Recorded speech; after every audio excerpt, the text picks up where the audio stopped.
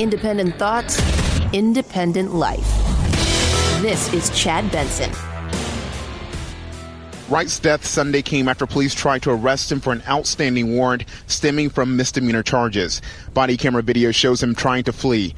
According to police officials, Officer Potter thought she had grabbed her taser, but instead pulled her gun, firing the fatal shot. If convicted of second-degree manslaughter, Potter could face up to 10 years in prison. That's former Officer Potter, who faces up to 10 years in prison. It's second-degree manslaughter. There was unrest overnight. You knew that potentially could happen. And remember, let's talk about what's going on right now. You've had a year plus of economic downturn for a majority of people, unrest, uneasiness when it comes to coronavirus, and then you've thrown in George Floyd and now this. And while this is happening now, the George Floyd case is getting to the point where it's somewhat going to wrap up. Probably, from what I'm understanding, the jury's going to get it next week. But you listen to that, and she faces 10 years. A lot of people are like, no, it's not enough. She killed him on purpose. This has never happened before. Actually, 15 times there have been incidents in the country where officers have said they thought they had a taser when really it was their gun. Probably the most famous was in Tulsa about 7-8 years ago. An insurance millionaire who got a moonlight as a police officer. Essentially, they gave this guy a badge, let him run around, and so he could pretend like he was a cop. And he was convicted of killing somebody when he said he thought he had the taser when he had a gun. And in the footage there, you can hear him say, oh, no, I shot him. This wasn't that. This wasn't somebody who was a trainee, a person who was a volunteer. I mean, this was somebody who was a trainer. Could it happen? Yeah. Out of the 15 times this has happened before, 2 were convicted. 1 pled down to a lesser charge. And the other ones, because there's such leeway for officers, essentially said, I thought my life was in danger. Whether it was a taser or gun really didn't matter. That's not going to be this. That's not going to be this. This is something wholly different. Is she going to do time? I think she may end up doing time. The picture of her yesterday was very telling. If you haven't seen it, there she is in the orange outfit, right? And she's sitting there. Yeah, the picture's there, and they've got the side view and that. And you can look at her eyes, you can tell she's been crying for days. And I was telling somebody yesterday, think about this, right? You wake up on a Sunday. You've been in your job for a few decades. You think you're pretty darn good at your job, right? You've survived. You're a trainer. You're going out and you're taking a rookie, as you do, and train them. And in a split second, your life has changed. Everything is now different. Everything is now changed. Everything in your life is completely changed. Like that. And think about, for him, for a moment, for a lot of you out there listening who are super pro-cop, fantastic. I'm very pro-cop. I'm also a very pro-human being. And he was 20. And it's so funny, the response of people, because I expect certain responses from people. You see some of the texts you get and the direct messages and all that stuff. And it's not about whether he was a bad guy or a good guy, whether he was a human being's life was taken. Was it a mistake? I honestly think it probably was a mistake.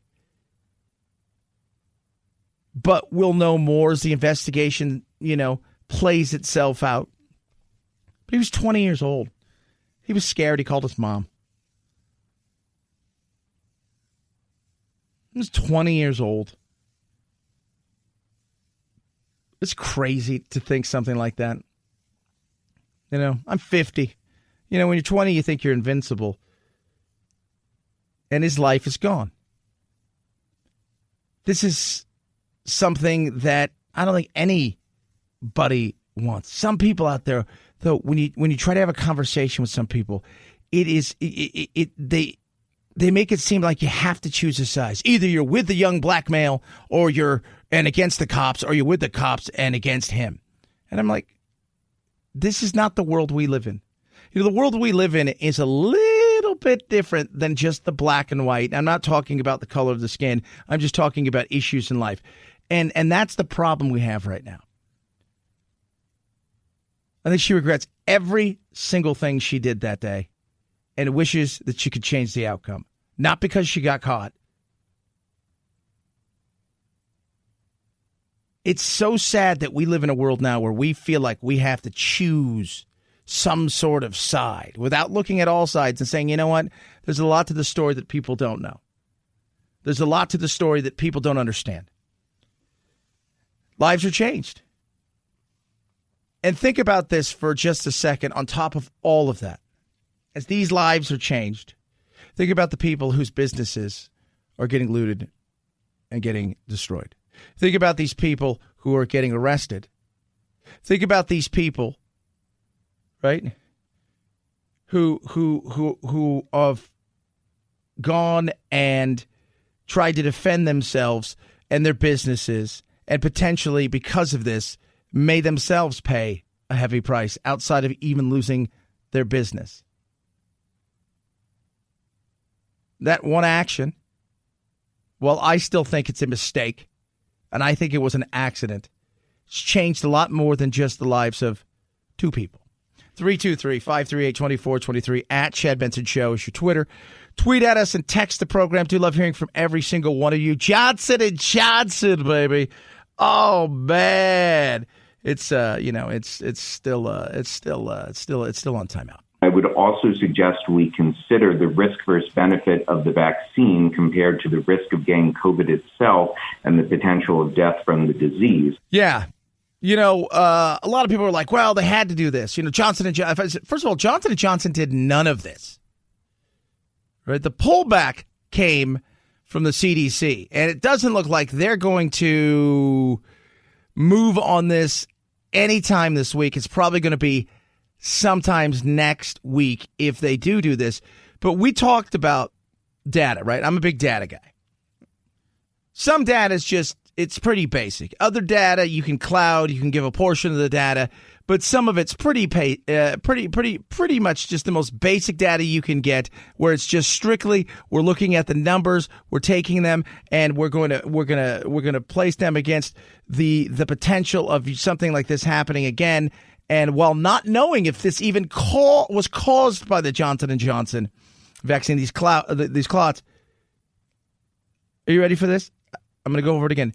0.0000088 and some change. Chances of getting a clot. Up to 16% chance of getting a clot if you have COVID. You weigh the risk. You do. Sometimes you weigh the risk. And I still think this pause and the way that they did it seemed to be rather quick. And I had more people in the last 48 hours who've sent tweets, texts, emails, direct messages talking about, see, I told you. See, this is how bad this is. See, that you guys who are getting this vaccines, you guys have no idea what's going to happen to you. And you just sit back and you think, this is what people look for, right? And especially conspiracy theorists. They grab onto something and they run with it. And they feel they got something now. We got something now, man. This is it. We got this now. Look at this right here. That's exactly it. The benefits still outweigh the risk. There's risk in everything. People die from all kinds of things. People get sick from all kinds of things. And it's not just vaccines. Right? It's not. It's not just a vaccine. Aspirin. Go see how many people get sick because they find out they have an allergy to aspirin. Things of that nature that are out there. And I think one of the other things that is when you go to your doctor and you're going to potentially say, I need something. I saw this. I've got itchy hands. Okay. And then, oh, yeah, we're going to give you this, right? I saw this on TV. Does this work? Oh, yeah, it does work. But you saw it on TV, and what does it come? It comes with all the risks that are there, right? Because that's what it does. It first says, hey, do you have itchy hands? You're not, and it's always a picnic setting, and people are outside, and it's always filmed in that sepia, and you're like, oh, yeah, I totally got one of those. So I got the itchy hands. So you go to your doctor. But during that commercial, you're told of every adverse potential effect, right? It's always explosive diarrhea, right? Your teeth could itch, things of that nature. It's always just something totally bizarre. But there's always a risk of sudden death. Johnson & Johnson and all these things, they're not on TV. There's no commercials for these things, and just trying to win your business to get the shot. And I think people think that there's no risk. There's risk in everything. Life is risk. You wake up in the morning, you go take a shower, that's a risk. See how many people die every year in the shower because they've slipped and fallen and they can't get up. 323-538-2423 at Chad Benson Show is your Twitter. Tweet at us, text the program. Hope you are doing well. Masterclass. Let's tell you about Masterclass. So last night, went back to my hotel, stayed in town, hit some more golf balls, went back to my hotel, watched some Masterclass. Had to get up extra early this morning, do a bunch of different things. And I'm thinking to myself, just watch one. You get just sucked into these things. And the fact is I love it. I love learning. I mean, you name it, man. You want to learn from the best in the world. Whether it's hey, I'm thinking about becoming a chef. That'd be a dream of mine. I'd like to learn more about cooking. You're going to learn from the best. Poker. I've always thought about poker. It's kind of intimidating. You're going to learn from the best in the world of poker, like Phil Ivey and people like that.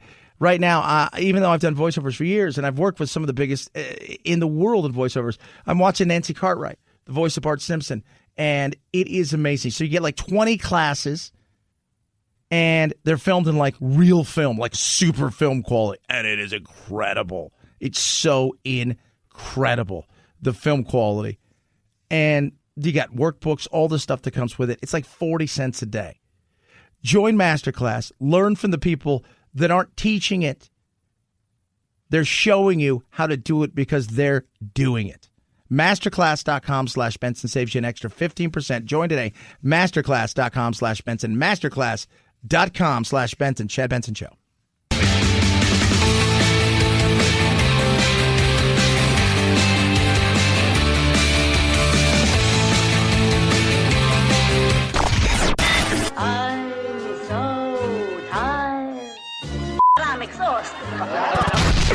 If you're part of the politically exhausted majority, don't fear. Your time to be validated and rejuvenated is here. Wake up. It's the Chad Benson Show. 5, 4, 3, 2, 1, 0. Ignition. Liftoff. Now it's time to find out what's trending. What's trending? Yeah, what does that mean? I mean something, right? Like it's trending on the old internet. What's trending? Let's find out what's trending. We do this every single day, and the reason is because around the globe, around the world, it's not just all politics. It's not just bad things. I'm always surprised. I think talk radio and a lot of other things think that it's a very myopic view on life. The only thing that matters is what's going on in here. And then you find out that the majority of people, they're paying no attention to a lot of stuff that's going on. Sometimes that's good, right? Ignorance and bliss, hand in hand. Other times, it's scary. Let's find out what's trending. First, we'll start over in the magical world of lots of stuff on Twitter. Marjorie Taylor Greene challenges AOC to a debate over the Green New Deal. That should be interesting, right? Two people who don't do anything, who for whatever reason have been made the villains by the other party and the heroes for others in their party. And at the end of the day, basically, you guys aren't doing anything. I'd love to see that, actually. I'd love to see that. It'd be hilarious. Restaurants and bars are struggling. It's a great article, but it's trending over on Twitter. The reason is they can't find employees. They can't. They cannot find employees. Several reasons. Some of the people just left the industry altogether. They're like, yeah, you know what? No, I can't wait around. Some are worried that there's going to be something else that happens, and they're going to be shut down again. And for some, with unemployment the way it is, they're okay right now. So there's a lot of different things that go into that. I still want to see the AOC and Taylor Greene. Wall Street Journal, trending as well. Why? Americans, they say, have too much toilet paper and it's catching up to companies. Uh-oh. And Geraldo. Yeah, that Geraldo. If you haven't seen it, we're going to talk a little bit about it later. Dan Bongino and Geraldo Rivera, they got into a screaming match and on Hannity, and it was kind of funny. It was. They really got into it because, like, Geraldo comes at Dan Bongino with facts about, driving while black, things of that nature. People who are black who've been shot by cops, who happen to be cops, and it's a data thing. And then, once you get to a certain level, you just start calling people names. That's when you know you've lost, right? Head on over to Google. Google's got a lot of different things. Bernie Madoff. Yes, we have 1 million people searched Bernie Madoff. Some people had no idea who he was. And if you guys don't know who he was at one time, the power broker in Wall Street and with investments. And he ended up being the power broker that power brokered many people's money away. Lots of people lost their money. They say 37,000 people lost money with Madoff. And it was just a giant Ponzi scheme. It started out as something real, as most do. And then people get caught in the lifestyle. And then eventually finding clients is harder in the Ponzi scheme world, if you will. And it starts to go south. And that's what happened to him. And then the other thing trending is Jonathan Pentland. And if you don't know who he is, we'll touch on him throughout the show. We'll continue to do so. And he's a soldier that is confronting a black man. He's an uncommissioned soldier, I guess, and he's in his shorts and a T-shirt. He's out on the street. People are filming it. And he's just telling this kid, hey, you're in the wrong neighborhood. And it is not a good look. And this is what's happening right now. A lot of people think this happens 24/7, 365. I don't think it does. But what he did was stupid and wrong. And know this, you're being filmed all the time. So he's become now the face of what it is to be the white supremacist. And I'm telling you because I've seen the comments everywhere. The Chad Benson Show.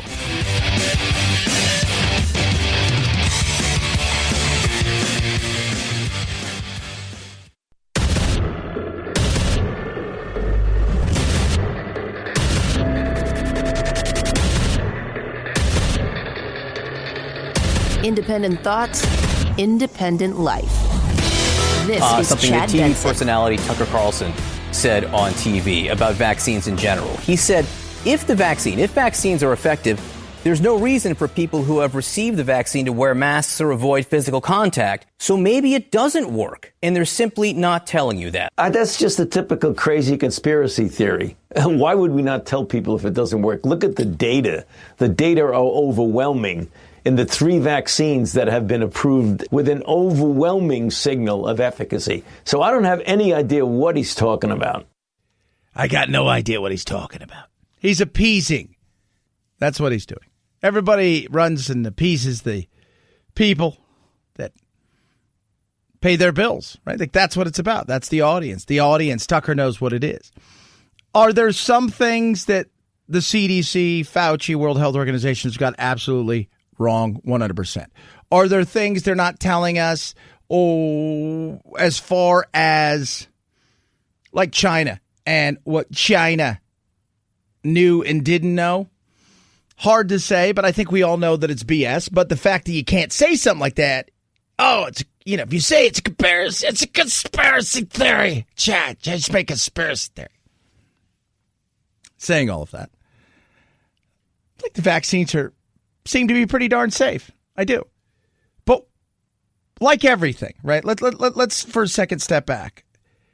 On average, what is it, like 20,000 interactions a day as far as police pulling people over in the country? 20,000. You take those interactions on a daily basis, and you go and you look, and you see the amount of incidents that take place are very, very small. Very, very small. Very, very small. But much like a plane crash, a shark attack, gets blown up big when there's a specific thing, right? Like planes crash every day, but usually they're 1-seater, 2-seaters. Most of the time people walk away from them. And unless it's somebody famous, people don't pay attention. Right? This is, But when it comes to a major plane crash or a shark attack, that's a great white shark, then, people pay attention. The vaccine, pretty darn good. 6 women, premenopausal, have blood clots. They don't know each other. It wasn't some cluster. One has died. One was in serious condition. Is it a potential for something? Yeah, but what happens? Because of what's going on in coronavirus, because of the way that we are so battling each other and everything that's out there, what ends up happening becomes the news. And for people out there who are, as they call, vaccine hesitant, this gives them even more reason to pause. Oh my God. But think about how many shots have been administered. Think about that. It's a numbers game. It is. Well, Chad, if you were that person that died, it's a numbers game. You're going to have issues. You're giving how many vaccines, in theory, nationwide. God knows how many we're actually at, because it changes every second, but we're at hundreds of millions. So when you think about that, there are people out there, you're more likely to get struck by lightning at this point than something bad happened. But because of the political, because of the optics, because of all of those things, it becomes something gigantic.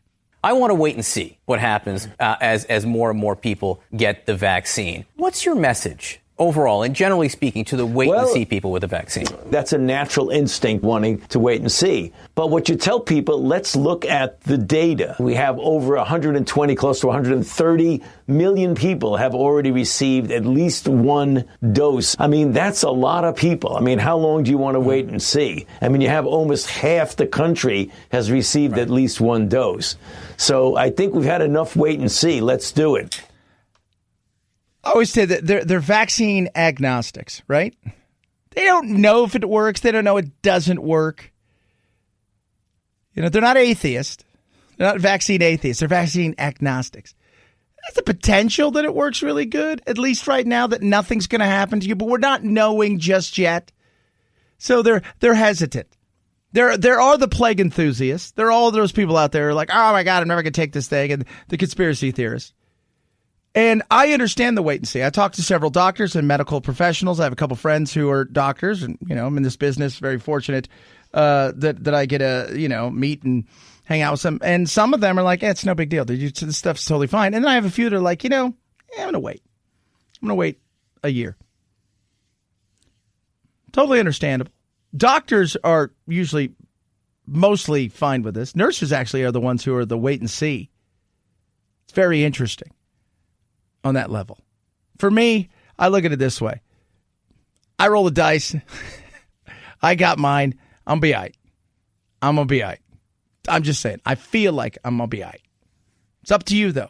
The one thing that I get mad about is the people that say, well, if you don't get it, it's because you don't like people. Everybody out there, we like choice in our world, right? I like choice. I choose to get it. If you choose not to, for whatever reason, that's your choice. And I got zero problems with that. And the people that do have problems with that have problems with other things. Not that. 323-538-2423 at Chad Benson Show is your Twitter. Tweet at us. Text the program. Love hearing from every one of you. This is interesting. Speaking of China. Christopher Wray. You guys remember him? Talking about China. It's a very interesting thing. Now, I've been saying it for a very long time. We are really jacking the pooch when it comes to taking on China. We're not doing it. We should be. We need to flex our muscles. Christopher Dodd yesterday, I love this, talks about China. Former senator, Connecticut, Democrat. China has said that we're no longer the little brother, that we're not going to get pushed around by the U.S., that we have the second largest economy in the world, and we're going to take the U.S. on both economically, and we're going to grow a military that we can use to defend ourselves and our very aggressive interests around the world. Yeah, and he was talking because of the partnership between us and Taiwan. Right now, the Chinese are trying to spread their wings and get their claws and hooks into every single thing. They believe Taiwan is essentially theirs. It's a rogue state, and they're not another country. They're just another part of China that is right now being bad and needs to come home, and they're going to flex their muscles. Taiwan's like, we ain't nothing to do with you. We're a democracy. This is what we do. We're not a part of what you guys are having to offer us. Now, if you look at a map, if you're in China and you have a map, they'll either be, and you see Taiwan, it'll say China on it, or there will be nothing there. That's how they feel about it. China, in a lot of ways, is what the Soviet Union had always wanted to be. The Soviet Union was never the economy that China is. China is now the second largest economy in the world. They have the means and they have the will to take on the United States. And the reason is because they want to. FBI Director Christopher Wray. So that's Christopher Dodd right there, right? Former senator. He's a lobbyist now. He was a congressperson, the longest serving senator in the history of Connecticut. This is FBI Director Christopher Wray talking about China. I don't think there is any country that presents a more severe threat to our innovation, our economic security, and our democratic ideas. And the tools in their toolbox to influence our businesses, our academic institutions, our governments at all levels are deep and wide and persistent. We have now over 2,000 investigations that tie back to the Chinese government. And it's crazy. It is, because while we're running around worrying about the wokeness of the world, we're not paying any attention to what's going on over there. They are bullying their way into everything. And they decided, hey, we're going to be communistic and we're going to crack down and we'll do whatever we need to do. At the same time, economic freedom, we're going to give people a little bit of that, because we saw what happened to the Soviet Union. It fell apart because they didn't have any money. They finally ran out of other people's money, which was their own money, and they realized they could not do it alone. And because of that, China said, well, let's not do that. Let's not be that. And the stuff that they do, and we're going to touch on this throughout the whole day, the stuff that the Chinese government does. Chad, you can't talk about the Chinese government like that. You just can't. It's like or any of that stuff, because it's not racist. It's reality. Reality is China wants to win. China is playing for keeps. China is playing full contact while we're floundering. We're busy fighting over all kinds of stuff that we don't need to be fighting over. We're busy arguing over wokeness and stuff like that. And they're laughing at us while that happens. They're laughing at us while we're fighting over Dr. Seuss and pronouns. They're stretching their wings and their sea legs as they expand their military, as they steal secrets, as they continue to put a footprint in continents like Africa and throughout the Middle East. Economic showdown is what they want. We better figure it out, because the problem is what we see here is the addiction of money, especially throughout a lot of our corporate world, will cause us to turn a blind eye at things that go on over there, because people are dying, literally, to get their dollar bills out of China. 323-538-2423 at Chad Benson Show's your Twitter. Tweet at us, text the program. Love hearing from each and every single one of you. Raycon, best earbuds around. Absolutely incredible. Love my Raycons. Wear them every single day.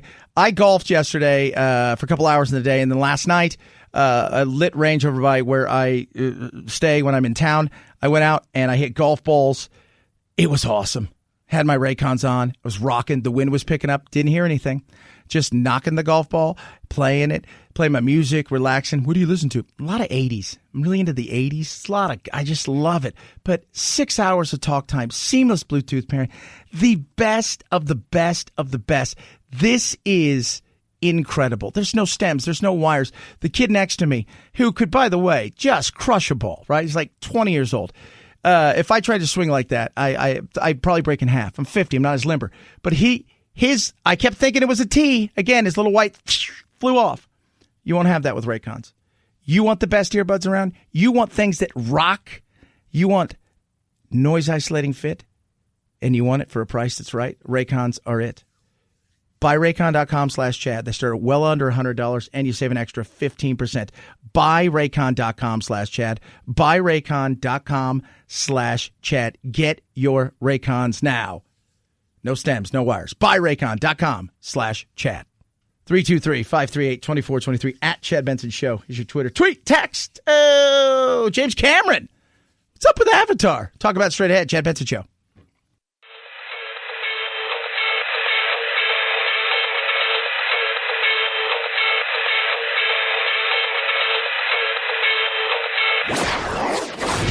Don't let the Washington Beltway strangle you.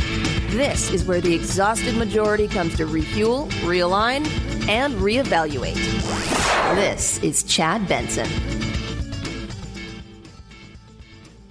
You're on Pandora. Director James Cameron is hard at work on the Avatar sequels, filming all 4 simultaneously in New Zealand, with Avatar 2 due out next year. I'm anxious to reveal what we're doing. He tells me we probably won't see any footage until early next year, but did reveal a little something. Film comes out in December of 22. I'm anxious to reveal what we're doing, but I want to lead with the best material and tease people into the theaters. The ocean's very important to him. He produced the Nat Geo series Secrets of the Whales, which is out on Disney Plus next week. Yeah, and a lot of people are waiting. I mean, Avatar is still, I think, the biggest movie in the history of the world when you break it down. I liked it. Here's something neat about if you go and look at that film, it still stands up today. The reason his movies take as long as they do, and that budget, by the way, was $240 million in 2009. These 2 movies they're filming simultaneously, it's probably going to cost him well over $1 billion. And one of the reasons is pretty simple. So much of what he wants to do hasn't been created yet. Meaning the stuff that James Cameron envisions in his mind and how he wants to do those things on film, they've not been created. So he has to develop new ways to film, develop new cameras, develop new special effects, and that's why it takes as long as it does.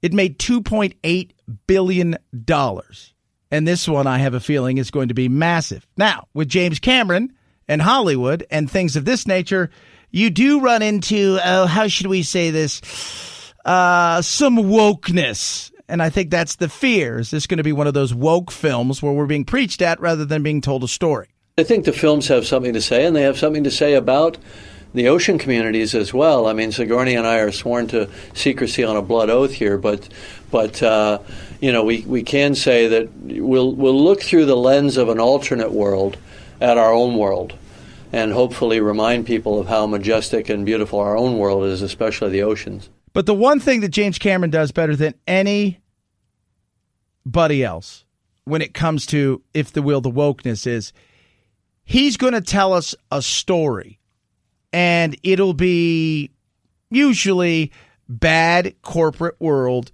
doing something, but the story will be so engaging that you'll sit there and go, well, okay, that was good. The problem with the woke kind of like the Doctor Who's woke and a bunch of these other shows now where, like I said, I'll give you a perfect example. We're in a pitch with Hulu and Netflix on a couple things that we're doing, my uncle and I and our company. And one of the things they don't want is they don't want woke right now. They don't. Like, it doesn't sell. It's not good. It doesn't work. And I'm like, well, that's very interesting, because what they're seeing is, first and foremost, if you need to entertain. If there's a message to it, but entertainment is the first message, okay. They can understand that. But to essentially say, I'm going to be woke and try to tell a story inside of that, it's just not working. So I think even if there is some, and look, who doesn't love the ocean, right? We absolutely need to take better care of our planet. I have been saying that forever. We need to. In saying that, if the story sucks, nobody cares. That's what we talk about here, right? On our little dog and pony show. All the time. It is pretty simple. And we'll reiterate it over and over again. Right and wrong, right? Would you rather be right? Would you rather be rich? If I don't somewhat entertain you, at least make you think a little bit, you're never going to come back. And even if I'm right. I mean, there are people out there that are right all the time, but they're boring. And you're like, listen to this. It's boring. There are people out there that, they get it right sometimes, but they're entertaining. And that's the reality of life. 323-538-2423 at Chad Benson Show is your Twitter. Tweet, text, love hearing from you. It's the Chad Benson Show.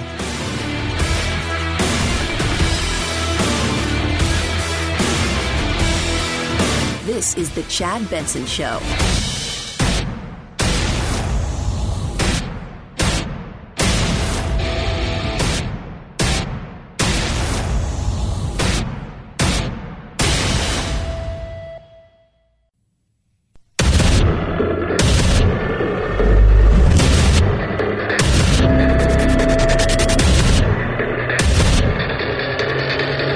Independent thoughts, independent life.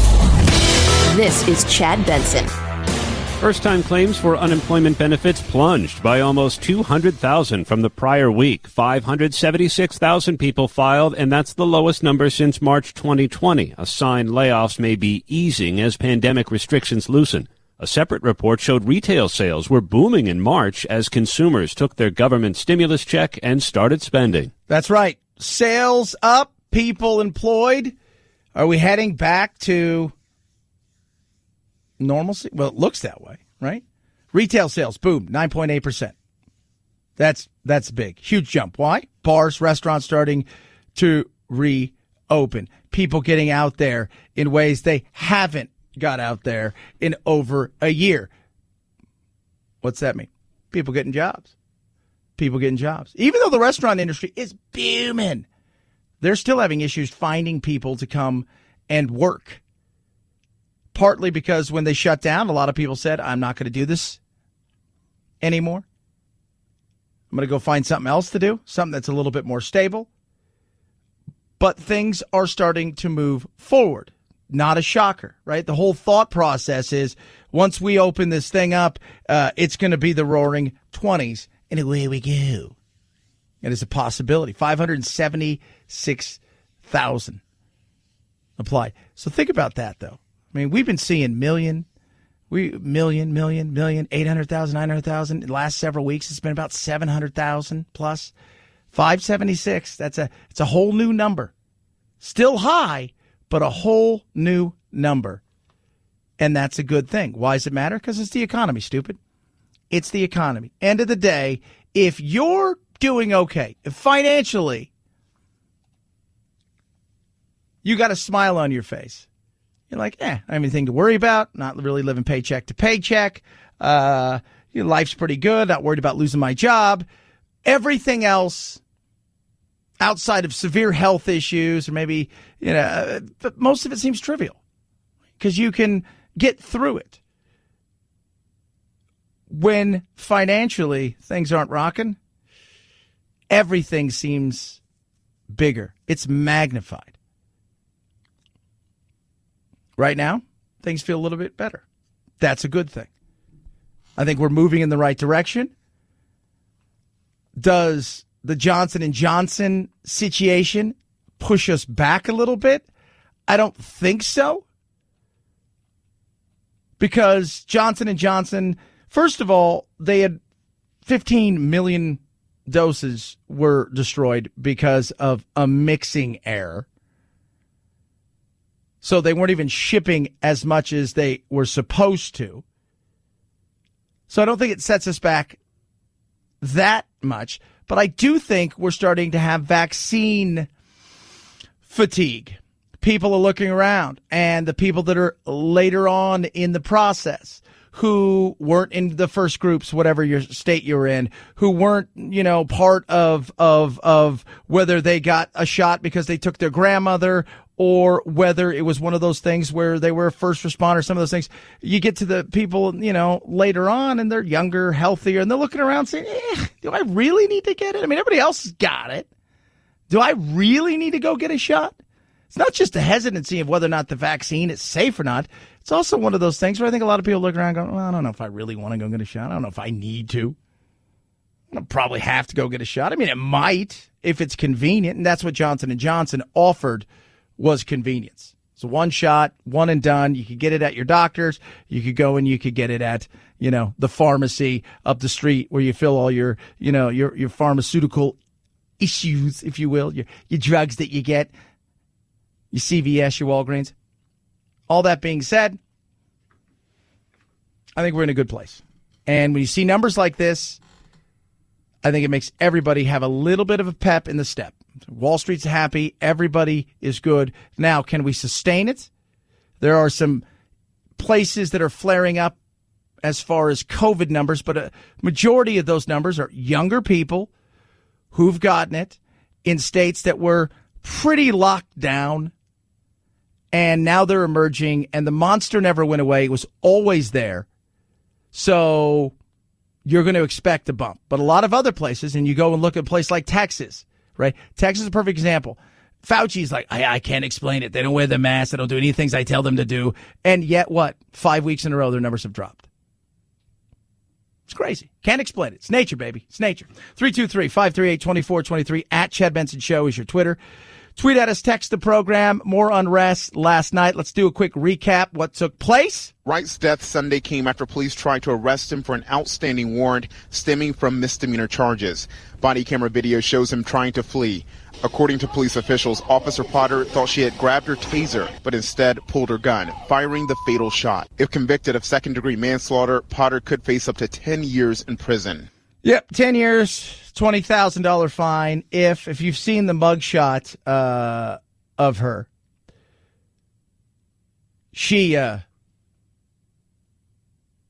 her eyes are puffy. Her life changed.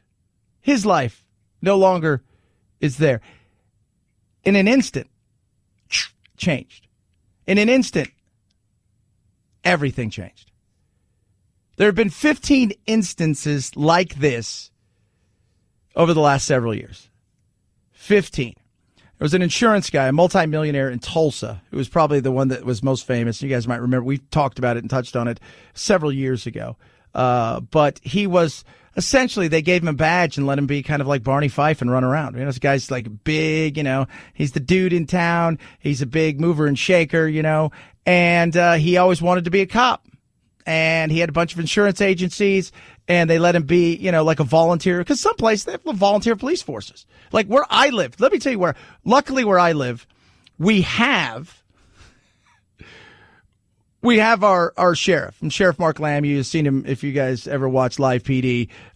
He was, basically he's everything, man. He's like 6'2", looks a little bit like Toby Keith, wears a cowboy hat. And so we've got the sheriffs right there. But next door,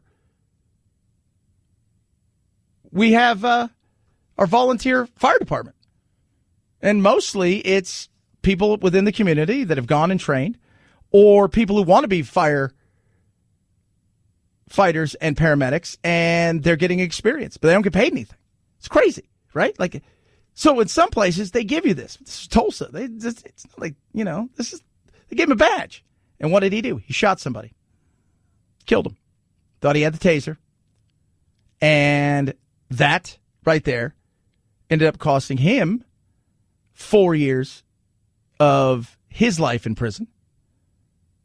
He ended up serving not as much as he probably should, some people say. So it's not, this isn't the first time this has happened. 15 times. Now, in some cases, they've pled down. In other cases, there's kind of a leeway with what officers can do.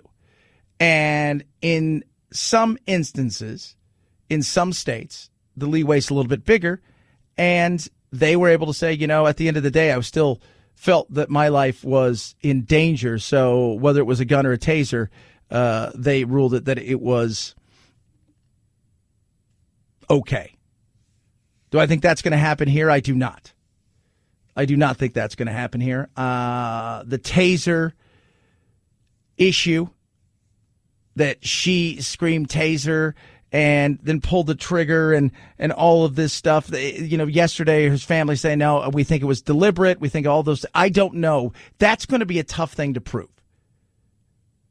They want essentially the same thing that Derek Chauvin is being tried for. And I just don't think you're going to get that. I don't think you're going to get that at all. But what I do think you're going to get is a trial. What I do think you're going to get is a situation where she is going to try to defend herself unless they cut some sort of deal. But right now, there's no appetite for that, for the prosecution. There's no appetite for a lot of those things.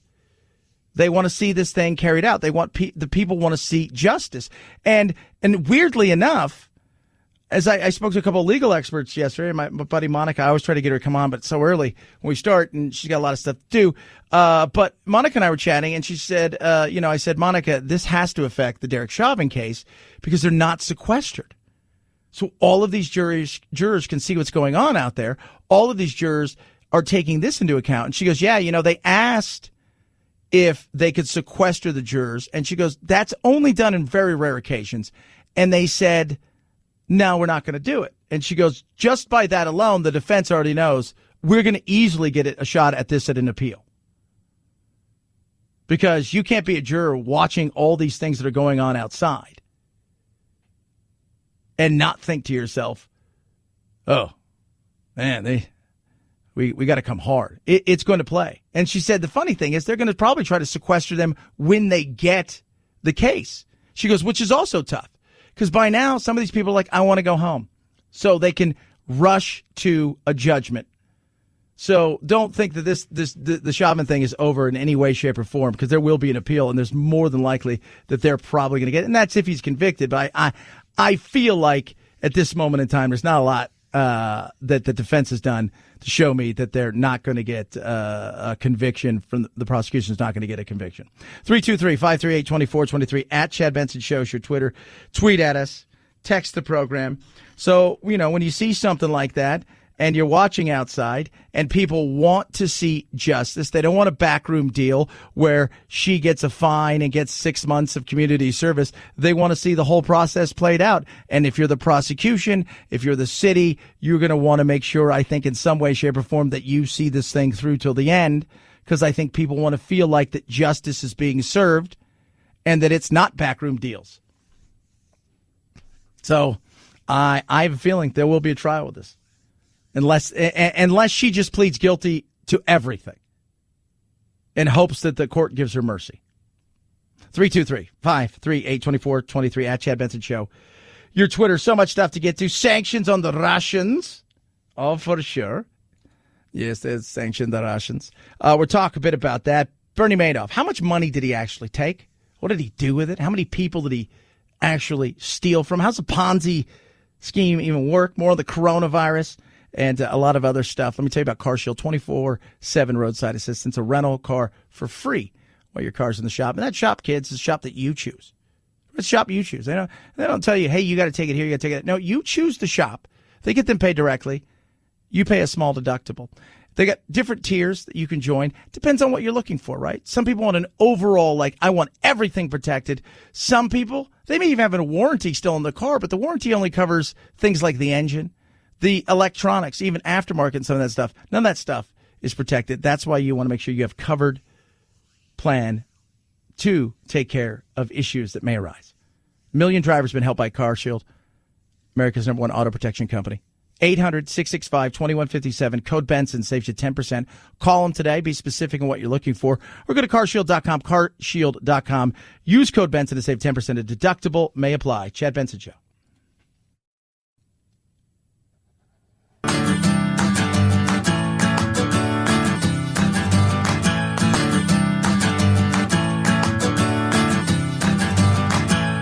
Cutting with scissors sounds great compared to this. Say The mastermind of the largest Ponzi scheme in American history, dying behind bars in North Carolina at the age of 82. Bernie Madoff's health deteriorating in recent months, in a wheelchair, suffering from kidney disease. Madoff died 12 years into a 150-year sentence. 150 years is what Madoff got. 37,000 people he ripped off in his Ponzi scheme. If you don't know a Ponzi scheme, and essentially, you promise people big money. Okay? You promise them big money, little to no risk, in a certain amount of time. And the whole goal is continually find investors, pay off the first investors,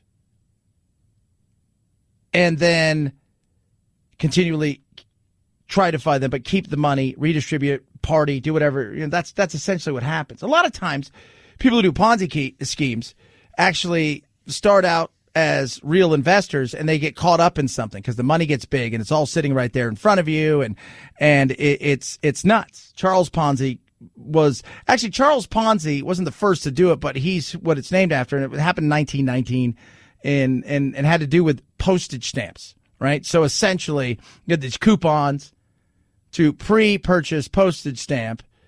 And so what you do is you'd buy the coupons and you go take the coupons in. So you're pre-purchasing something and the price would have gone up or down. And then that's how you made your money. It essentially was arbitrage. It wasn't illegal. But then when things started moving and the money got big, he started taking it and redistributing it, if you will, to investors and making the profit, but also to himself. And that's the way it does. And that was mail fraud. And it's not, you're just taking from one investor and giving it to, you're robbing Peter to pay Paul. And the whole thing is not enough Pauls to go around. Eventually you run out of other people's money to satisfy. So the people who first get into a Ponzi scheme, they have a smile on their face because normally they get back their investment plus a decent amount of money. It's the people in the middle and at the end who lose everything. And we're talking a lot, like billions. Not everybody lost everything. They did get some. The disgraced financier defrauding thousands of investors, pleading guilty to the scheme which unraveled shortly after the 2008 financial crisis. The fraud was ultimately valued at $17.5 billion. Most of that, more than $14 billion, has now been recovered for the victims. Which is amazing when you think about it. Because most Ponzi schemes don't ever get $1 back. Most Ponzi schemes, people have nothing. They take that money and they never intend to invest it. They give some back to the original and they try to raise more money and they pocket a good portion of it for themselves. And it's sad. They got a lot. Plus, he had an investment firm. It wasn't all the Ponzi scheme. But it starts out that way. It's kind of like I always tell everybody. It starts out like those ministers who become the crazy TV ministers who end up, asking for trillions of dollars. They start out probably with something really good in their heart, and somewhere along the line they get caught up in the money, get caught up in something, and what originally was supposed to be something, it was, oh my goodness, look at all this money. I could buy a jet now. Be careful. 323-538-2423 at Chad Benson Show is your Twitter. Tweet at us. Just if somebody promises you a ton of money back with no risk, you say no. Let me tell you something. Investment carries risk. That's just life. Because life carries risk. Chad Benson Show.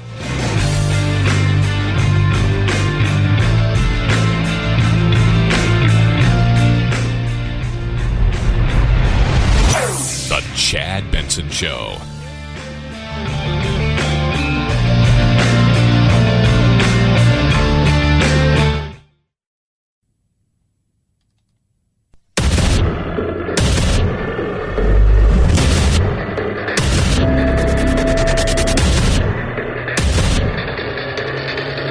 Independent thoughts, independent life. This is Chad Benson. Oh, a taser, a taser, a taser! But you know the difference between a taser and a gun. That's what I'm trying to figure out. Took my brother's life for nothing. For nothing at all. That right there is Diamond Wright, sister of Dante Wright, who was shot and killed by Officer Potter, Brooklyn Center, not too far away from where George Floyd was killed. And, of course, protests last night. They've been unruly. They've been, at times, violent. And they've been, at times, damaging. And you've got a city that's already on edge. You've got a case that's going on with Derek Chauvin and him trying to fight for his freedom over the death of George Floyd. So you've really got this giant, huge storm of unrest right there. And you know, people are imploring, don't do anything crazy. Don't burn down buildings. Don't. I mean, we shouldn't have to say that, right? Like, we shouldn't. It's like, you know, growing up in Los Angeles, or if you've grown up in a big city, your team wins a sporting event, you know, whether that's the Super Bowl or whatever it is. The fact that we have to run PSAs now that say, hey, congratulations, we're super excited that the Lakers or the Tampa Bay Buccaneers or the Detroit Pistons or whatever have won a sporting event. They've won the NBA championship, the Super Bowl, whatever it is. Hey, could you please not burn our city down? The fact that we have to do that is insane. But watching some of this stuff and the unrest, I do worry. Like, what's going to happen? Let's just say, for the sake of this little discussion, yeah, okay? For the sake of this little discussion, Derek Chauvin is found not guilty. What does that look like? And if you think it's just there,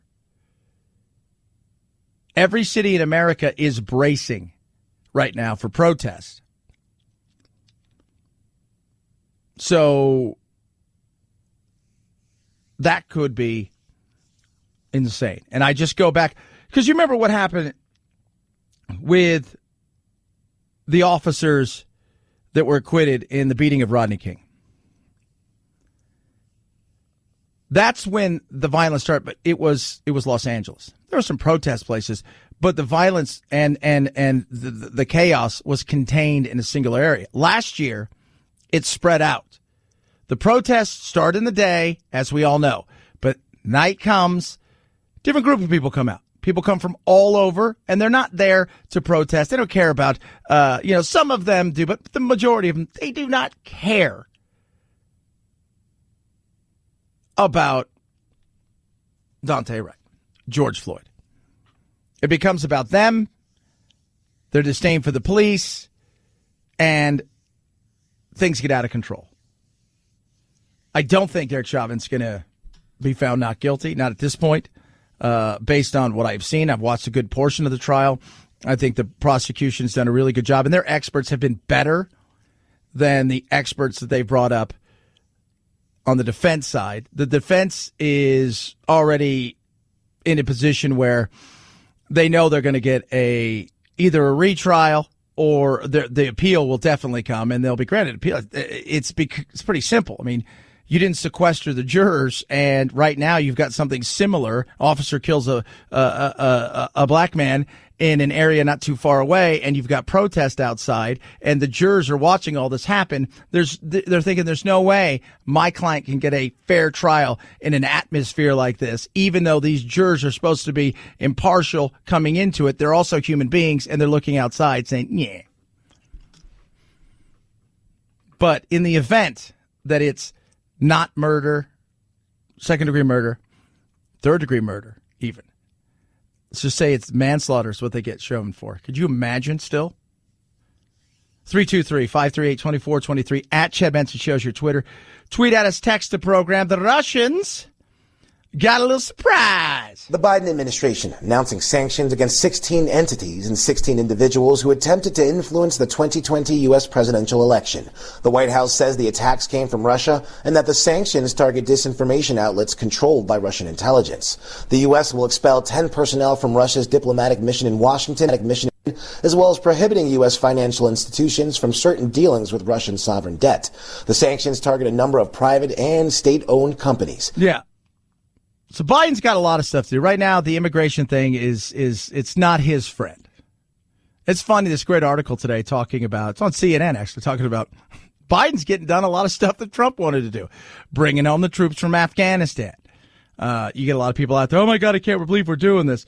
But you don't need to leave a lot of troops. We're not leaving any. We may not leave troops in uniform, but there will probably be several independent contractor companies working there. Mercenaries? Call it what you want. Kind of. But something bad could happen. It's a possibility. It is. And I understand. Look, there's no reason to trust the Taliban. You can't trust the Taliban. There's no reason at all. Period. Case closed. We've been there for a long time. We spent a lot of money all over the world in pseudo wars. I don't even know what this is. What are we doing there? I mean, we're not going to nation build because it's a nation that is in itself tribal in nature. And no matter what we try to do, just like everybody else who's ever tried to go there and do something, it's just not going to work. So what do? You essentially go, let's get out of there. Let's get some independent contractors in here, mercenaries, whatever you want to call them, and see if that can stem some sort of tide. But the reality is we spent a ton of money. Our mission was to go in and wipe out al-Qaeda. You can't wipe out an ideology like that. So bringing them home is great. Going after Russia, I got zero problems with this. Russia and China, I hope we're going to come hard for them. They're expanding all over. Their goal is dominance. That's all they're interested in. And the Biden administration, I'm interested to see how he takes them on. Christopher Wray, FBI director, talking about what? China. I don't think there is any country that presents a more severe threat to our innovation, our economic security, and our democratic ideas. And the tools in their toolbox to influence our businesses, our academic institutions, our governments at all levels are deep and wide and persistent. We have now over 2,000 investigations that tie back to the Chinese government. Yeah, 2,000 think about that. It's 2,000 investigations. Look what they're doing. Christopher Dodd, former senator, United States of America, lobbyist now, talking about China and the threats of China today. China has said that we're no longer the little brother, that we're not going to get pushed around by the U.S., that we have the second largest economy in the world, and we're going to take the U.S. on both economically, and we're going to grow a military that we can use to defend ourselves and our very aggressive interests around the world. Yeah, and they're fine with that. They don't care. They don't care who knows. While we're running around, right, playing, hey, what's your pronoun? And we got to get rid of you and cancel you because you dead named somebody on accident, or you made a joke that we find silly, and kids are running around. And well, Chad, that's the kids. Who cares about college? Let me tell you something. What do you think is on college campuses across this country? Chinese students. The Chinese long game, and we've talked to several people about the Chinese long game, right? And Gordon Chang talked about it a couple weeks ago. He said, China will send a student over here. We'll allow that student to essentially go to school for free. Right? Okay. They'll allow them to not only do that, but to stay here, to thrive, to become somewhat of Americanized. And then 20 years down the road, they'll ask them to do something. It's always there. They're willing to play the long game, but they're in it to win it. These are things that we need to pay attention to. This is the geopolitical side that for some people it's like, no, it is a big deal. China is a big deal. And they want to win. That's what they're about. I go back to my old adage. We're Rocky, right? He's China's Clubber Lang. We're going out and we're playing these stupid things and doing the wrestling match with Hot Lips or whatever his name was, Hulk Hogan, and kissing babies and signing autographs and, just not really working out hard and opening car dealerships and paying no attention. And they're working out every single day, 15 hours a day, because all they want to do is win. And we better pay attention. They looked at the Soviet Union and said, we cannot be that. We have to have some economics to do the things we want to do. Taiwan, we're strengthening our partnership. It's pretty simple because I think the next thing they do is they're not only are they expanding in the sea of Japan and the Chinese Sea and everywhere else. What they're going to start to do now is expand even further. And I think they're going to take a run at Taiwan at some point in time. And then what? Do we just go, well, you know what? They always thought you guys were a rogue state. That's how they treated you. So maybe we'll see what happens. It's going to be very interesting, but that's something to watch. And I want to see how Biden handles it. Because we all walk a fine line here because they like our money and they need it. But through the last 15, 20 years, we've allowed them to grow and ignore it because we enjoyed what they brought, which was huge economic upside, cheap labor, which helped us buy cheap goods. So our want to essentially consume has helped push them forward. And we've got to start asking ourselves, are we willing to pay a little bit more down the road? The good news is, for all that chaos and craziness, we're still light years ahead of them in the world of military. The old adage, if you want peace, prepare for war, Sun Tzu. That's true. And we are light years ahead of them. It's not even close. It's not. They're trying hard. And they're willing to steal everything they possibly can to try to re-engineer backwards the things that we have done. But we are so far ahead of them. And that is a good thing. So for all the people out there who's like, military's stupid, we need to get rid of it. Just know it serves its purpose. 323-538-2423 at Chad Benson Show's your Twitter. Tweet at us, text the program. Rough Greens, ruffgreens.com/Chad. Get your free bag of Rough Greens. Canine Vita Smart. Give it to my dog, Doodle. I love my dog, Doodle. I love him. He wasn't sweet. We rescued him. And he wasn't, the greatest dog. And then we found out he was older and he was a hot mess. We thought about putting him to sleep last year just because he couldn't do things that other dogs were doing. And we're like, it was really bumming me out. For all my lizards and everything, Doodle, when I come home, he's just with me all the time. We gave him Rough Greens. We tried it. 2 weeks into it, a noticeable difference. We're a year into it now. He runs around like a puppy. It's got vitamins, minerals, probiotics, omega-369, all the stuff your dog's food is missing, my dog's food was missing. This is what this supplement does. You sprinkle it on top. They eat it up. They love it. They lick the bowl. And, yes, it helps them. His joints are better. His arthritis, it's not even noticeable. And he had fatty tumors, and it does not affect him. Get your Rough Greens. Try it for free. Pay for shipping. ruffgreens.com/Chad or call 833-MyDog77. 833-MyDog77. Get your free Canine Vita Smart from Rough Greens. You pay shipping. They'll send you the bag free. Rough Greens. Make any pet food better. Chad Benson Show.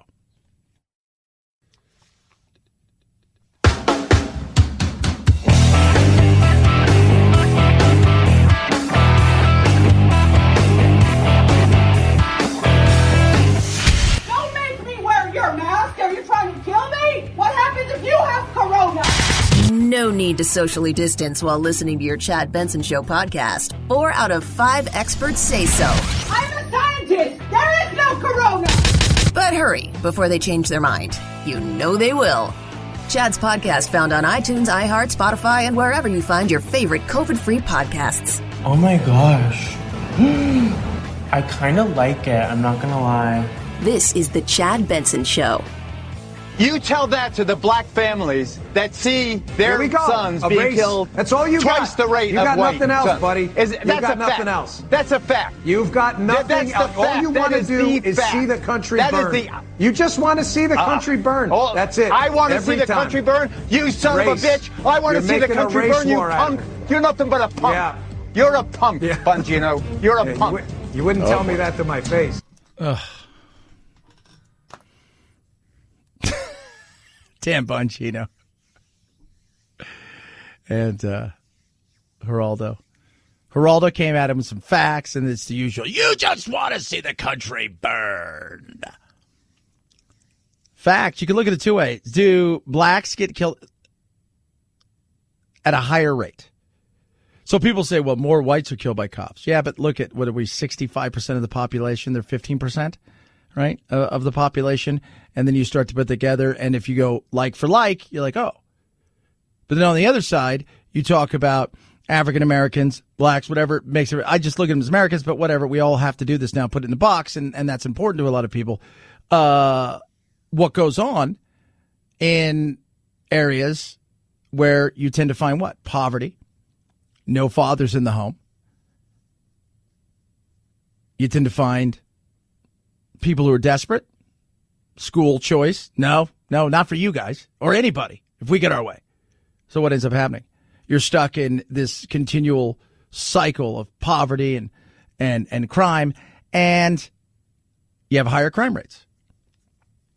Because you have higher crime rates, in particular violent crime, you have more police, more contact. And then when you try to have any kind of normal conversation, you just can't do it. It's very interesting yesterday. Anthony Scalia and Ruth Bader Ginsburg had this amazing relationship. And people talk about this. But you're starting to see a relationship that's starting to grow among Sotomayor and Gorsuch. And they've been talking about what's going on and what they worry about that's happening in our world. You look back through history. How did democracies die? They don't tend to last long in history.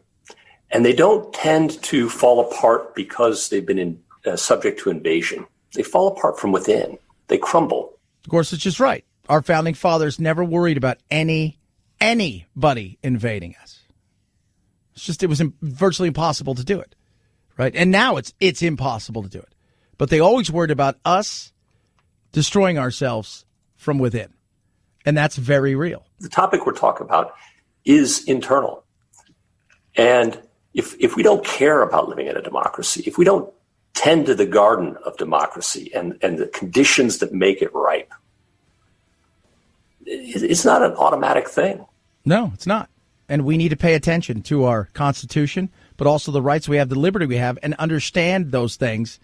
But we're getting further away from that. And for some people, they think it's a welcome change. But the other side out there, no, that grass isn't greener. In fact, that's not even grass. That's AstroTurf, and AstroTurf's awful. Chad Benson Show. This is the Chad Benson Show.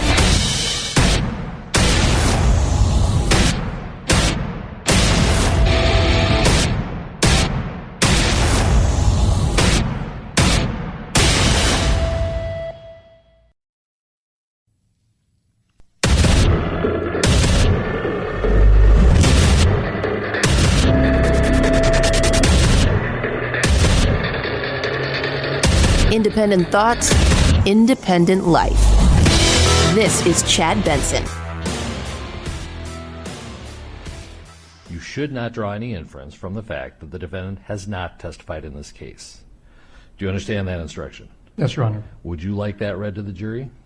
Yes, Your Honor. Have you had enough time to talk to Mr. Nelson about whether that's a good idea or not? I have, Your Honor. Judge Peter Cahill, Derek Chauvin.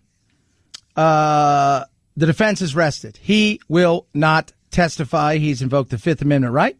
Essentially, you don't have to testify against yourself, right? So they have rested now. Now what? That's the big thing. Did the defense do enough in Derek Chauvin's behalf to see him acquitted of these charges, or If he is convicted, it is the lesser of the charges, which would be manslaughter.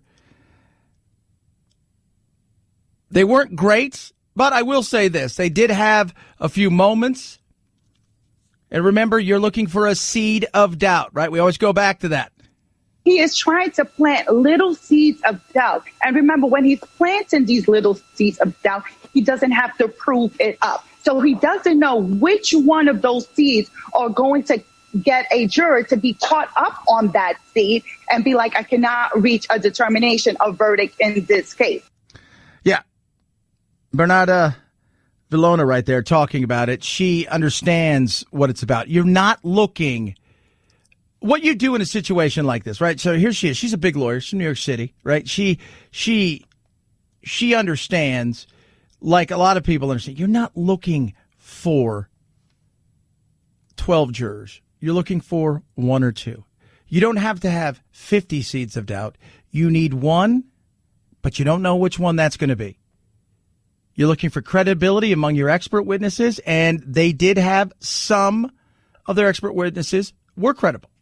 The jury is going to have to determine which of the experts do they find credible, which of the experts do they find believable. And then once they determine that, then they can determine whether what they said they can actually accept as the manner and the cause of death. I still think the prosecution did a better job in saying that. The way that they came at this with their expert witness, it was carbon monoxide.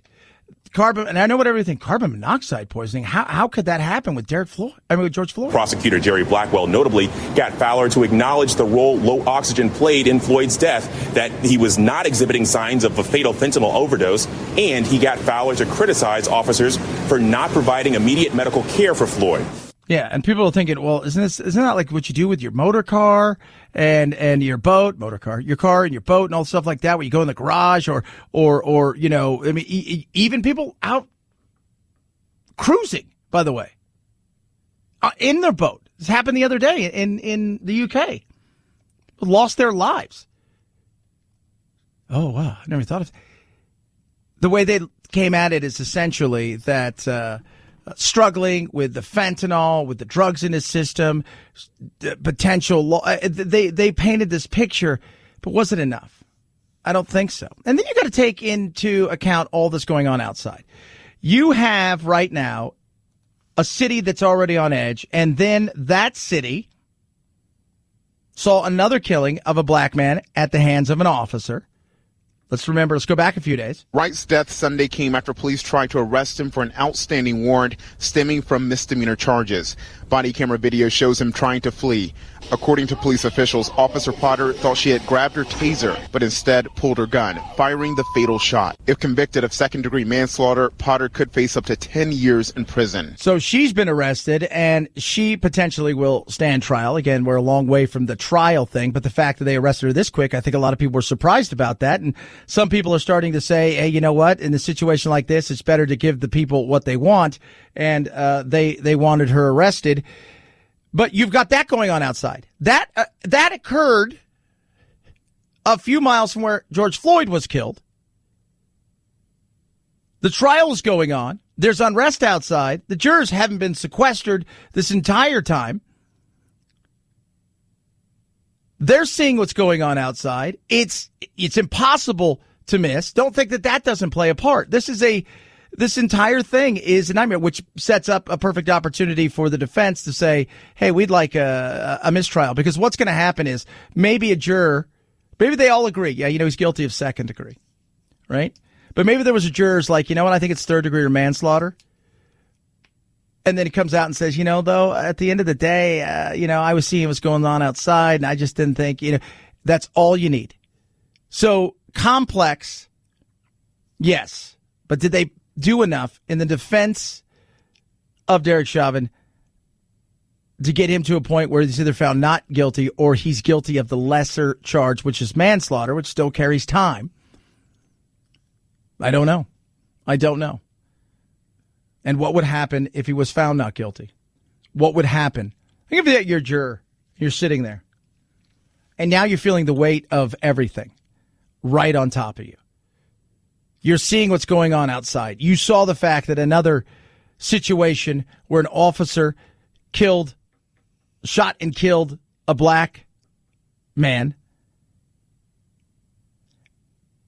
Riots, protests, feeling like it's starting to become that summer of unease that we went through last year.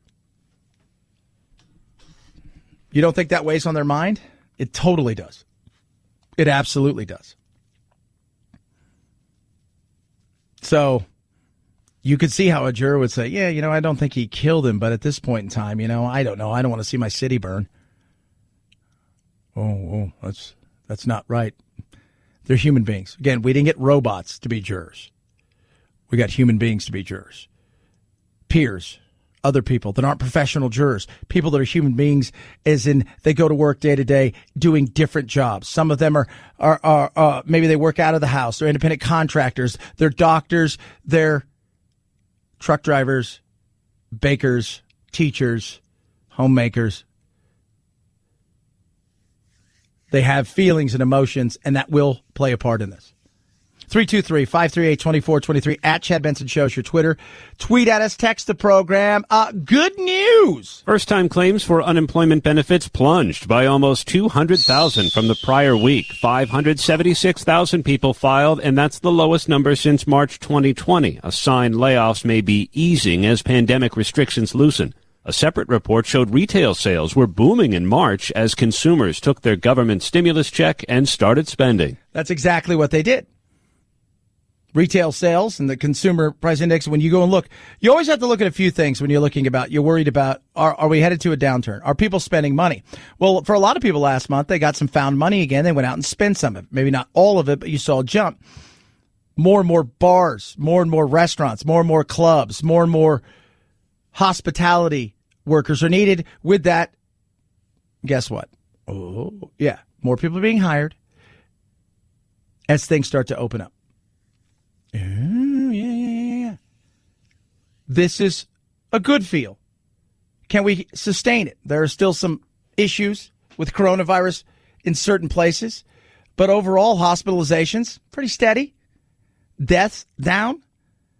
Some of the states that really need to hire because they really shut down, they're doing okay. See Texas, see Florida, they really never shut down. California is doing pretty good. It's a big state with a lot of people. It all plays a part into everything that's going on out there across the nation. When people feel good about their money, when people feel like they don't have anything to worry about financially, it makes other things that are issues much smaller. When the finances are in a bad way, everything else feels bigger. People say money can't buy happiness. Well, more and more studies say that's baloney. But what it does do, whether you believe that or not, is it buys peace of mind. And peace of mind makes people happy. 323-538-2423 at Chad Benson Show is your Twitter. Tweet at us, text the program. Love hearing from all of you. We could talk a little bit about the corona vaccine kerfuffle, J&J. What's going on with that? Is there going to be an unpausing of it soon? More on the Derek Chauvin case. If you guys haven't heard, he is rested. The defense has, and he has decided, no, I don't think I'm going to testify. It's an interesting. Is that the right move? Is it the right move? Plus, Russia. You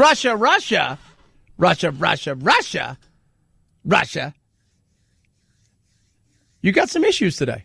323-538-2423 at Chad Benson Show. Twitter, my slippers. So you know about My Pillow. Talk about it all the time. But my slippers are awesome. My slippers. They could be your slippers, but right now they're my slippers. 40% off right now. Let me tell you about them. It's not like, you go to the store and you see the cheap slippers and you're like, oh, these. No. It's like a shoe and a slipper all together. It's got 3 layers of cushioning. It's got the My Pillow patented fill. It's got the Comfort memory foam and the patent impact gel. Okay? And that's all made from U.S. soybeans, by the way. I tell everybody, think about a super high-end like tennis shoe. When you spin it and you got that super gel, that's what this is like. And then think about those famous boots that have that fur inside of them. Oh, a little bit like that. Then you get the moccasin or slip-on style 6-day money-back guarantee. Try it. 40% off right now. 40% off. Limited time. Go to mypillow.com, click on the radio listener square, enter promo code Benson. You're going to save big. Check out all the other things. And if you're to get one other thing, I always tell everybody, there's one other thing. The MyPillow is amazing. The mattress topper is otherworldly. But get these My Slippers. My Slippers. 40% off. MyPillow.com. Promo code Benson.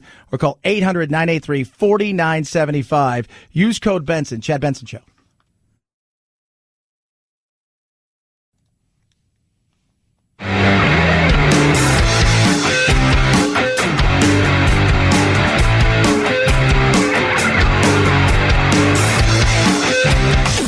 Helen Keller is a Nazi terrorist that is a male. Is that what you're telling me right now? Yeah. Are you thinking of Hitler? Who's Hitler? Vaccines work, but only the Chad Benson Show is 100% effective against stupidity. Do you know what D-Day is? D-Day. A person? A rapper? God, Karen, you are so stupid. Check us out on Facebook, Twitter, Instagram, and wherever you find your favorite woke-free podcasts. This is the Chad Benson Show. Anything else regarding the defense case before we proceed to talk about rebuttal? All right. We'll have you rest in front of the jury then. Judge Peter Cahill. That was earlier. So Derek Chauvin's defense rested. Now, this thing's moving fast. This thing's moving extremely fast. I don't know. Look, I guess you want to listen to your defense team, right? They always say you shouldn't testify, but every once in a while, I think you sit up there and you say to yourself, did we do enough? Did we do enough? Did we do enough in my defense? Is what everybody probably asks. It'd been interesting to see, because you were the only other person outside of George Floyd that was there. Oh, sure, there were other people, but there at that incident, you could have spoken about what took place.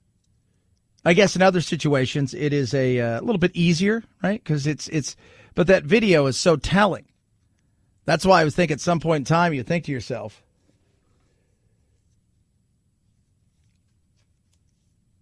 maybe I'm the only one that could save this? For me? Are you going to go down swinging? I mean, we're already at that point where it's just, and I understand why people do it. And most defense attorneys will tell you, I'm never going to let you get on the stand. And every once in a while they say, well, you know what, we might have to. But mostly, they're going to tell you never. Never. Man, it's moving fast. Bracing for what may come next. Because they're bracing, everybody. They're bracing. You see what's going on outside with the Dante Wright killing this past week. More protests, more people taken into custody. It's a powder keg, to say the least. 323-538-2423 at Chad Benson Show is your Twitter. Tweet and text the program. Dr. Fauci, House hearings, vaccines. We now have 3 highly successful Why are you wearing a mask? efficacious vaccines that are being implemented here in the United States. Oh, my God. Why are you? I don't even have to see you to know you're wearing a mask. Why? Why? Rand Paul was right, man. It's super theater at this point with you. It's super theater. There is no reason for you. You're not around anybody, right? You've been vaccinated. Half the people are on Zoom. Ain't no reason for you to be wearing a mask. Zero at this point in time. I just sit there and I'm like, my goodness. That, you know what? Rand Paul's right. It is extra theater with this guy. It's super extra. Why are you wearing a mask? I get wearing a mask at the beginning of this thing, the way that this thing took off, we weren't really in a position where we didn't understand it. Was it airborne? Could we get it? You know, is it something that, you know, on surfaces, all those things? And we knew stuff was going to change. But the mask thing and this fight that comes with it, this argument that comes with it, for so many people now, like I look at it as just a placebo effect. Maybe it makes somebody else feel good, but the reality is like do you guys want to know what mask I'm wearing today? I'm wearing an Arizona Cardinals mask. It's been in my golf bag for 3 weeks. Last night I went to hit golf balls, found it in there. I'm like, I like this mask. It's comfortable. It's not washed. It smells like a golf bag. It makes other people feel better. In the morning, I never wear one around here because I'm the only one in here. And sometimes when I have to go to the bathroom, I have to exit the all the studios and the actual office and go out because they have like a communal one out there, and makes it sound like they just dug a ditch or something. So you got to put a little coat in. You go in there, and I never wear a mask. And I'm like, there's nobody here. It's like 5 a.m. Right? Like a few times I've caught myself because it's just out of habit. And I pick it up and I'm thinking, what am I doing? Who am I protecting at this point? Honestly. Who? Well, Chad, it's because it could be, but I've got the vaccine. I've already had it. I mean, at some point in time, it feels theaterish, doesn't it? 323-538-2423. At Chad Benson Show is your Twitter. It's the Chad Benson Show.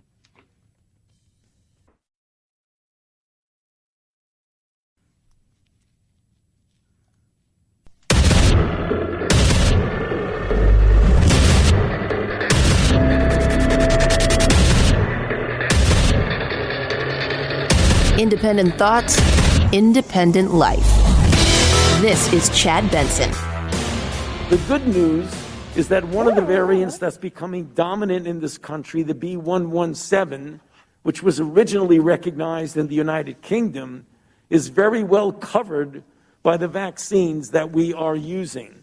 Fauci today talking about vaccines on the House, but he's going to talk about vaccines. Johnson & Johnson on a timeout. You guys are bad. You guys got sit down. Potentially something happened that you guys could be responsible for. Is it 6 premenopausal women got blood clots 6 to 13 days after they got the shot? Wasn't from the same area. Is it because of Johnson & Johnson? That I don't know. What I do know, though, is that they told them, no, you guys, we're going to pause you for a little bit. Now, how long this pause will last, I think a lot of people thought it would be over after a few days, but it's continuing to stay paused, and I have a feeling it's going to be through next week. I do. I absolutely do. It's interesting. Again, it's 6. You know, if there was 100 people that got the shot and 6 of this happened to, I'd think, well, we should take a look at this, right? But 7 million plus 6, because when all of the vaccines started, remember, somebody would get a vaccine and 3 days later it's like, oh, Jim got hit by a bus. Oh, he just got the vaccine. Is that what happened? Yeah, that's what happened. It's a magnet to buses. So it's crazy. I know you have to be careful and you keep a watchful eye on stuff, but I think sometimes the overcautiousness in some of these things, when the reality is the benefits, at least at this point in time that we can see, absolutely outweigh the risk. That's it. And if you watch any one of those commercials where they're going to come on and they're going to fix something of yours, sweaty palms, itchy teeth, your ears are getting too big, whatever it is, right, that's going on. Listen to, it's a 90-second commercial, because for 60 of the 90 seconds, they're going to tell you all of the things that potentially could happen to you. First, you see the setting, right? It's a picnic. And the guy comes on with a dry voice, and they're like, do you have whatever it is, right? And then they start rattling off the numbers, 68, such and such, whatever funny name they have for it, right? Squalaclin. has been shown to improve itchy palms and, itchy teeth and sweaty palms in 73.6% of the patients that use it. And you're like, okay. And then when they get to, they're on that like a beach, they're having a picnic, because that's apparently what happens to everybody. And all of a sudden,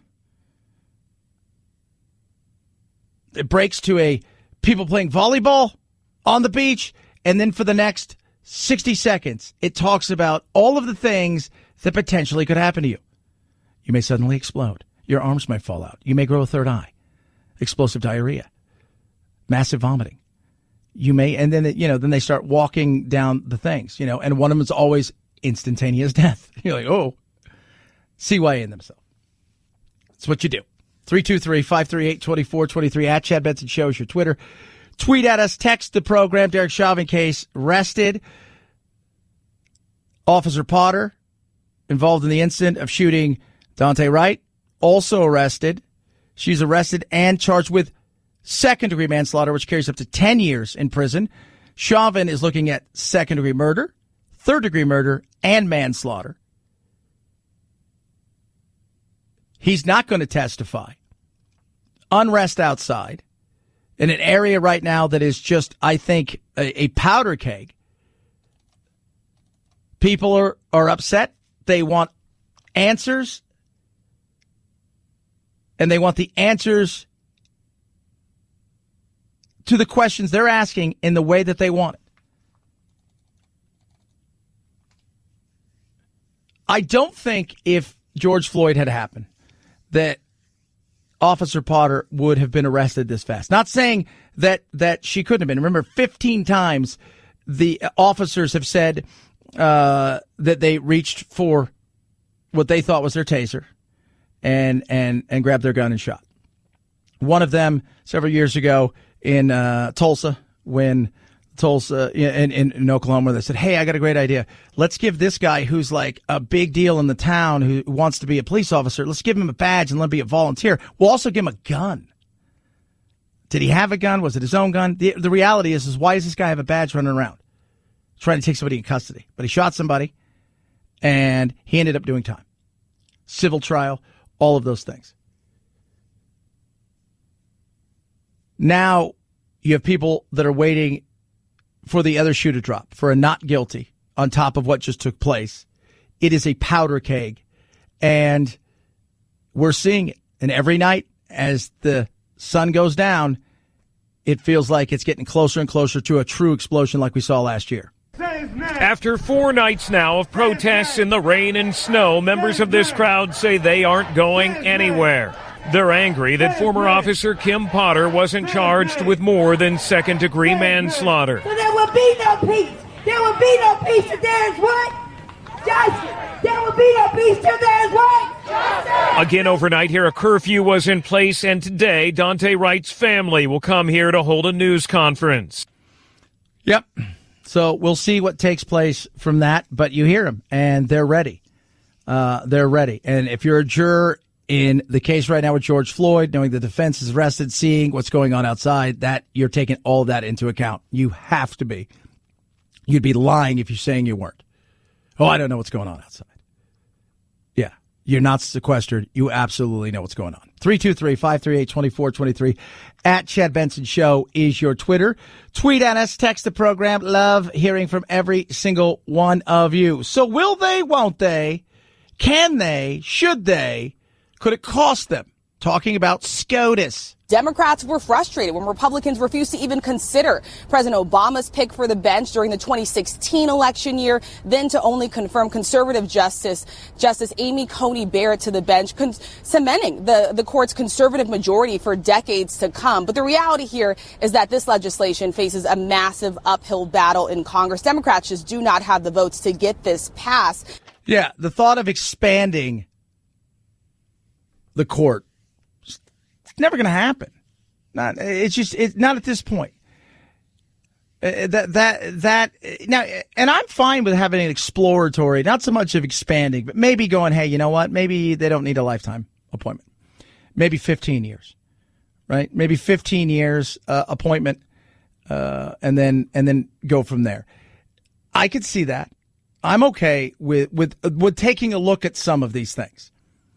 And, Biden is, he didn't want to do that. But then I got to look at it, right? Because he's got to try to keep as many people happy as possible. Because that's what you do.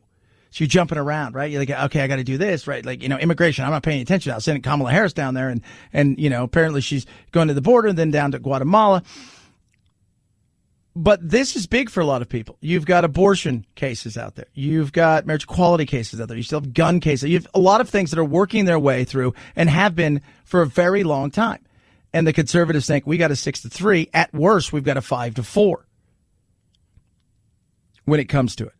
Do you realize this? So, if you're a study of any kind of history, but I'll keep it simple, stupid for everybody. The majority of the cases are 7-2, 8-1, 9-0, 9-0, 9-0. Majority of them are. But we hear about the big cases that are going on out there. We hear about the big cases like abortion or marriage equality, things of that nature, Obamacare, that are so close. But a good majority of the cases are almost a shutout. Or it's like 8-0, and then, Clarence Thomas says, I'm not going to be a part of this one. Or Sotomayor says no, because, I taught one of the people that it's so. But a majority of them are that way. But it's very interesting to see, them talk about this. And this goes along the line of, it's a perfect example of we talk about stuff like this, of trying to get rid of the filibuster, right? Like, oh my God, they might try to get rid of the filibuster. Yeah. And there are some people out there that would love to see the filibuster taken away.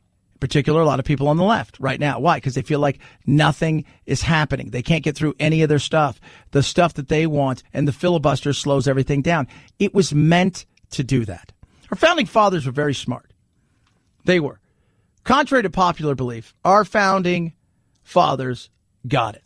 And oddly enough, in a world of differing opinions, at times chaos and craziness, you look back at the court with Ruth Bader Ginsburg, right, and Scalia, and Scalia, the lion is the stalwart of the conservative bench, and a person Ruth Bader Ginsburg, a trailblazer, a woman who really said no, you can't stop me,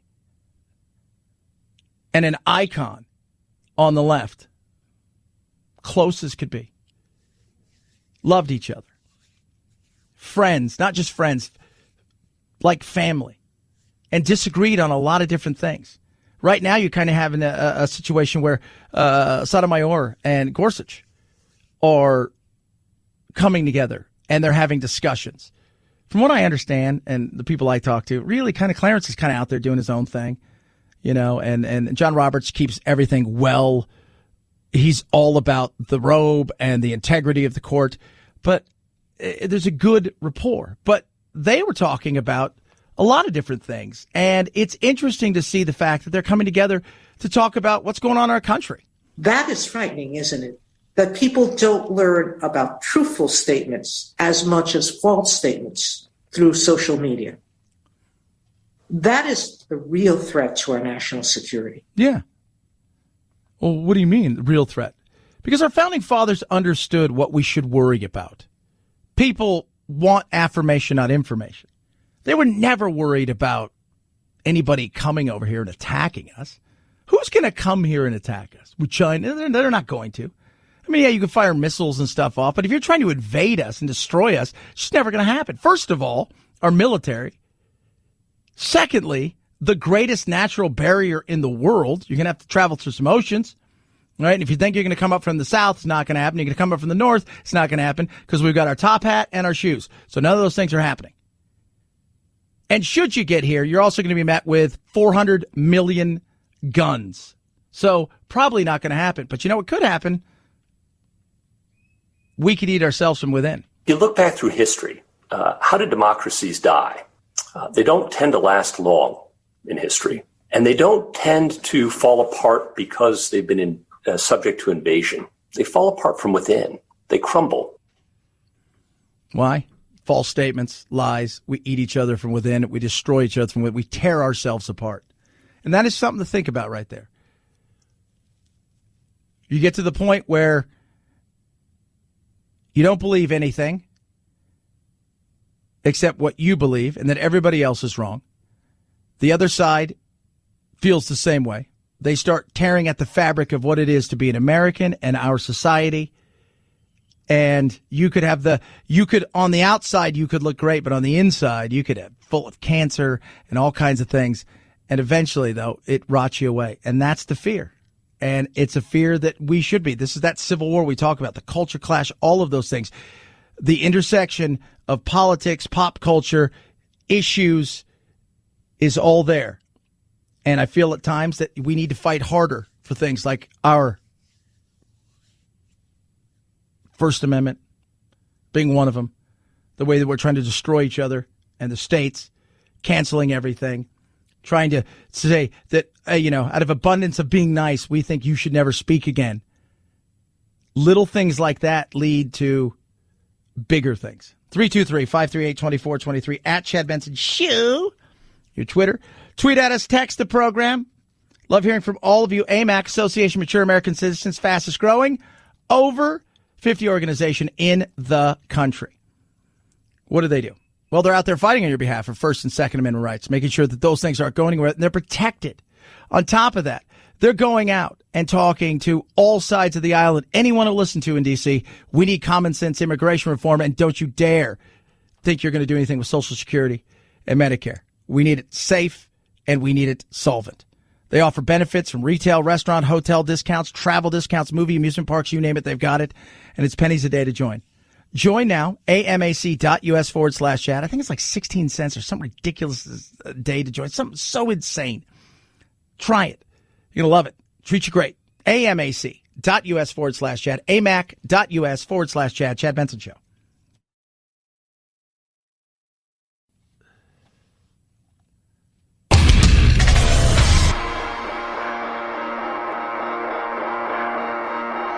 Welcome to Chad. No, not the country. The institution. The Chad Benson Show. We are in a race between vaccinating as many people as quickly and as expeditiously as we possibly can, and the threat of the resurgence of viruses in our country. Because as we know, we're at a precarious situation with many states having increases in the daily number of cases. Dr. Fauci, the masked one, as we should call him. Yeah. But look at the deaths. Look at the hospitalizations. There was always going to be a bump as we start to reopen. He's given a hearing today, on the Hill. People are asking about vaccines, a lot of different things, kind of the usual. But you got to look at all of it. And with Fauci and a lot of people inside of the Biden administration, it at times just seems to be doom and gloom and no.